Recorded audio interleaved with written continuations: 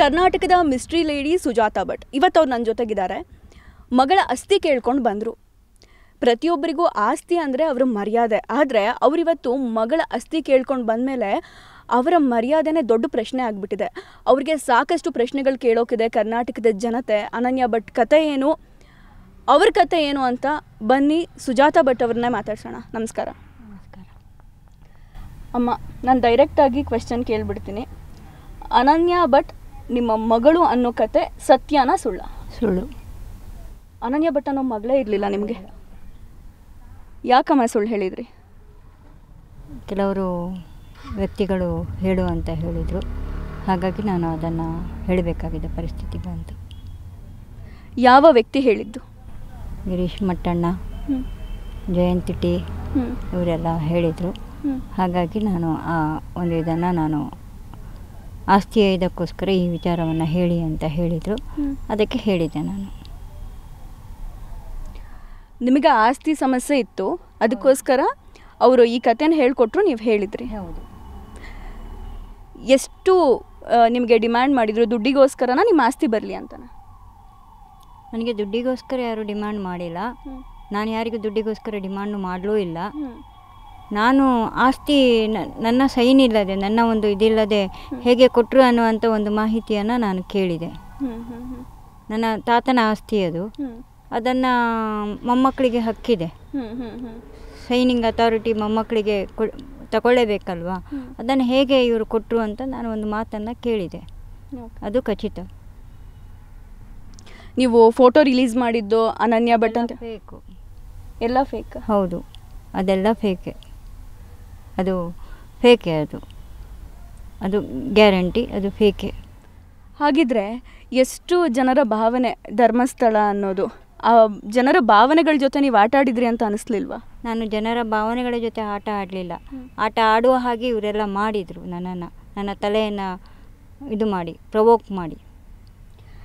Just ನಿಮಗೆ ನಿಮ್ಮ ಆಸ್ತಿ ಬೇಕಿತ್ತು, ಆಸ್ತಿ ಬೇಕಿತ್ತು ಅನ್ನೋದಕ್ಕಿಂತ ಹೆಚ್ಚಾಗಿ ನಿಮ್ಮ ಸೈನ್ ತಗೋಬೇಕಿತ್ತು ಅನ್ನೋ ಒಂದೇ ಒಂದು ಕಾರಣಕ್ಕೆ ಅನನ್ಯ ಭಟ್ ಅನ್ನೋ ಹೆಸರನ್ನು ನೀವು ತಂದ್ರಿ. ಹೌದು, ಅದು ಸೈನ್ ತಗೊಳ್ಬೇಕಾಗಿತ್ತು. ಆಮೇಲೆ ದೇವರನ್ನು ಇವರು ಜೈನರಿಗೆ ಕೊಟ್ಟರು ಅನ್ನುವಂತಹ ನೋವು ನನ್ನಲ್ಲಿ ಇದೆ. ಜೈನ ಸಂಪ್ರದಾಯಕ್ಕೆ ತೊಗೊಂಡು ಹೋಗಿ ಕೊಟ್ಟರು ಅನ್ನುವಂತಹ ನೋವು ನನ್ನಲ್ಲಿ ಇದೆ. ಆಮೇಲೆ ಏನು ಅಂತ ಹೇಳಿದರೆ, ಆ ದೇವರನ್ನು ಯಾವುದಾದ್ರೂ ಒಂದು ಟ್ರಸ್ಟಿಗೆ ಕೊಡ್ಬೋದಾಗಿತ್ತು. ಬೇಕಾದಷ್ಟು ದೇವಸ್ಥಾನಗಳಿದ್ವು, ಅಲ್ಲಿಗಾದರೂ ಕೊಟ್ಟಿದ್ರೆ ನನಗೆ ನಾನು ಈ ಪ್ರಶ್ನೆಯನ್ನು ನಾನು ಇದು ಮಾಡ್ತಿರಲಿಲ್ಲ. ಹಾಗಾಗಿ ನಾನು ಈ ಪ್ರಶ್ನೆಯನ್ನು ನಾನು ಮಾಡಬೇಕಾಗಿ ಬಂದಿದೆ. ಒಬ್ಬ ಫ್ಯಾಮಿಲಿಯಲ್ಲಿ ಒಂದು ಮಗಳು ಇಲ್ಲ ಅಂತ ಹೇಳಿದರೆ, ನನಗೂ ಆ ಮಗಳನ್ನು ಧಿಕ್ಕರಿಸಿದ್ದಾರೆ ಅಂದರೆ ಅದು ಎಷ್ಟು ನೋವಾಗುತ್ತೆ ಅನ್ನೋದು ನನಗೆ ಗೊತ್ತಿದೆ. ಒಂದು ಮಗಳೇ ಇಲ್ಲ ಅಂತ ಹೇಳಿ ಇವರು, ಹಾಗಾದರೆ ಆಸ್ತಿ ಇವರೆಲ್ಲ ಸೈನ್ ಹಾಕಬೇಕಾಗಿದ್ರೆ ನನ್ನ ಡೆತ್ ಸರ್ಟಿಫಿಕೇಟ್ ಕೊಟ್ಟಿರಬೇಕಲ್ವಾ, ನಾನು ಕೇಳಬೇಕಲ್ವಾ. ನನಗೆ ಈ ಮಗಳೇ ಇಲ್ಲ ಅಂತ ಹೇಳಿ ಒಂದು ಡೆತ್ ಸರ್ಟಿಫಿಕೇಟ್ ಕೊಡಬೇಕಲ್ವಾ. ಯಾಕೆ ಕೊಡಲಿಲ್ಲ? ನಾನು ಕೇಳಬೇಕಲ್ವಾ.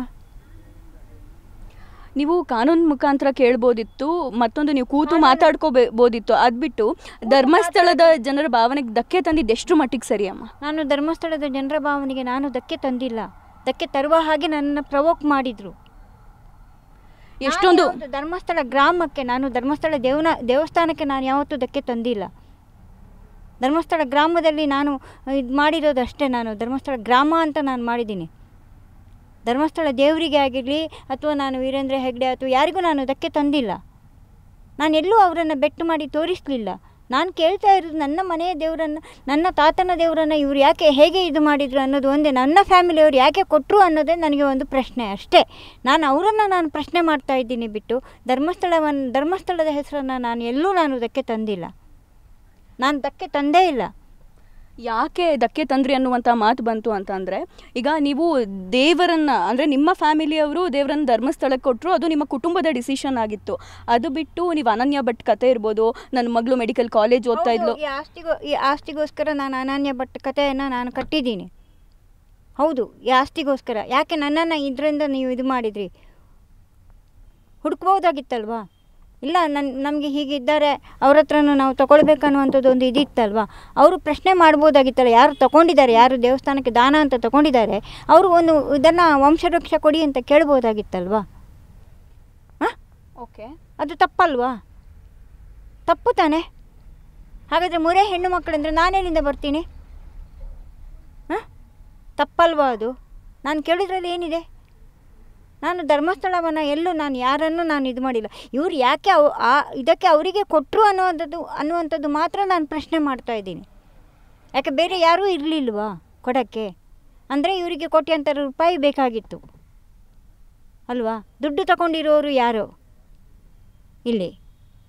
ಹಾಂ, ನನಗೆ ದುಡ್ಡಿನ ಅವಶ್ಯಕತೆ ಇಲ್ಲ ಮೇಡಮ್. ನಾನು ದುಡ್ಡು ಜೀವನ ನಡೆಸ್ತೀನಿ. ನನಗೆ ದುಡ್ಡಿನ ಅವಶ್ಯಕತೆ, ನನಗೆ ದುಡ್ಡು ಬೇಕು ಅಂತ ನಾನು ಎಲ್ಲೂ ಇದು ಮಾಡಲಿಲ್ಲ, ಭಿಕ್ಷೆನೂ ಎತ್ತಿಲ್ಲ. ನಾನು ಸ್ವತಃ ನಾನು ಸ್ವಾಭಿಮಾನಿ.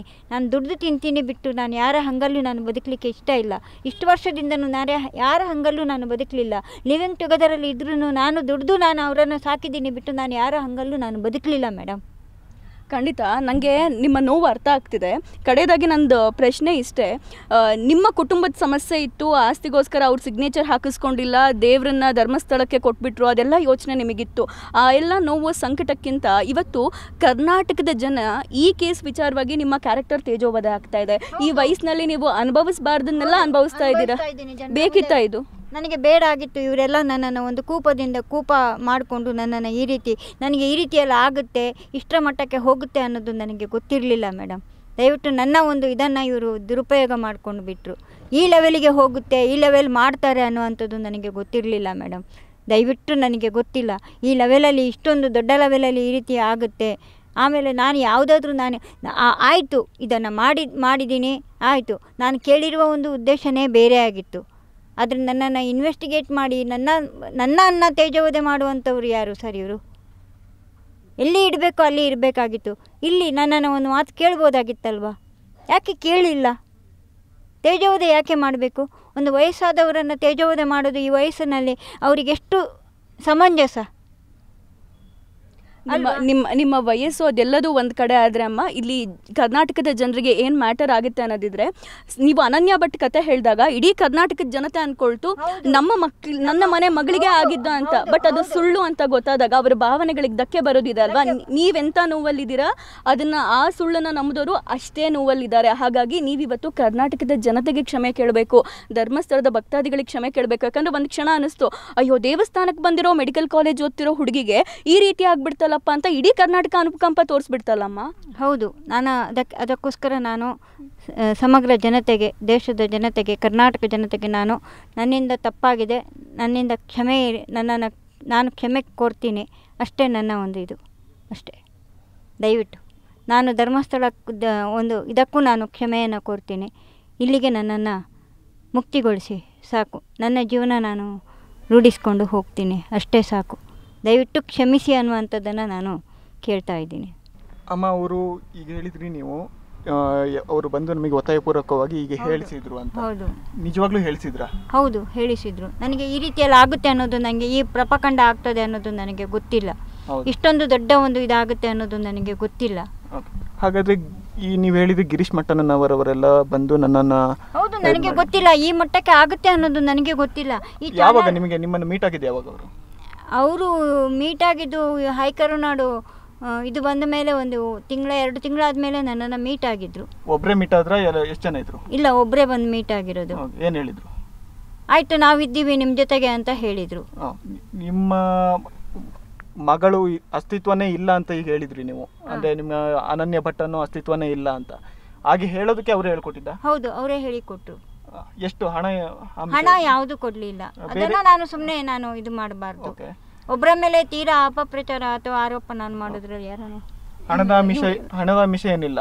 ಇಲ್ಲ, ಬೇರೆ ಅದಾದ್ಮೇಲೆ ಎಷ್ಟು ಸಲ ಅವರನ್ನ ಭೇಟಿ ಮಾಡಿದ್ದೀರಿ? ನಾನು ಮಾಡಿರೋದು 1 ಸಲ. ಆಮೇಲೆ ಇದಕ್ಕೆ ಹೋಗ್ಬೇಕಾಗಿದ್ರೆ, ಡೆಲ್ಲಿಗೆ ಹೋಗ್ಬೇಕಾಗಿದ್ರೆ ಡೆಲ್ಲಿಗೆ ಹೊರಡಿ ಅಂತ ಹೇಳಿದ್ರು, ಅವಾಗ ಹೊರಟಿದ್ದೀನಿ. ನೀವು ಫೋಟೋ ಒಂದು ತೋರಿಸಿದ್ರಿ ಅಮ್ಮ, ಅದು ಫೇಕು ಮೇಡಮ್.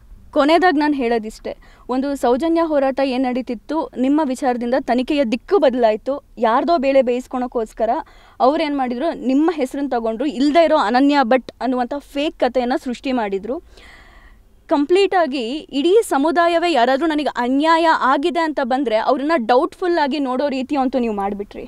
ಇಡೀ ಕರ್ನಾಟಕದ ಜನತೆ ಅದಕ್ಕೆ ಬೈಕೊಳ್ತಾ ಇರೋದು. ನಿಜವಾಗ್ಲೂ ಯಾರಿಗಾದರೂ ಅನ್ಯಾಯ ಆಗಿದ್ರೆ ಅವರನ್ನು ನಾವಿವತ್ತು ಡೌಟ್ಫುಲ್ ಆಗಿ ನೋಡುವಂಥ ಪರಿಸ್ಥಿತಿ ನಿಮ್ಮಿಂದ ನಿರ್ಮಾಣ ಆಗಿಬಿಟ್ಟಿದೆ. ಹೌದು, ಅದಕ್ಕೆ ನನ್ನ ಕ್ಷಮೆ ಇರಲಿ. ನೋಡಿದ್ರಲ್ಲ, ಕುಟುಂಬದ್ದೇನೋ ಸಮಸ್ಯೆ ಇತ್ತು, ಅವರ ವೈಯಕ್ತಿಕ ಸಮಸ್ಯೆ ಇತ್ತು, ವೈಯಕ್ತಿಕವಾಗೇ ಬಗೆಹರಿಸಿಕೊಳ್ಳಬಹುದಾಗಿತ್ತು. ಆದರೆ ಯಾವುದೋ ಒಂದು 3-4 ವ್ಯಕ್ತಿಯ ಮಾತನ್ನು ಕೇಳಿ ಅವರು ಇಲ್ಲದೇ ಇರೋ ಅನನ್ಯ ಭಟ್ ಕಥೆಯನ್ನು ಸೃಷ್ಟಿ ಮಾಡಿ ಜನರ ಭಾವನೆಗಳಿಗೆ ಧಕ್ಕೆ ತಂದು ಎಷ್ಟೆಲ್ಲ ಕತೆ ಆಯಿತು.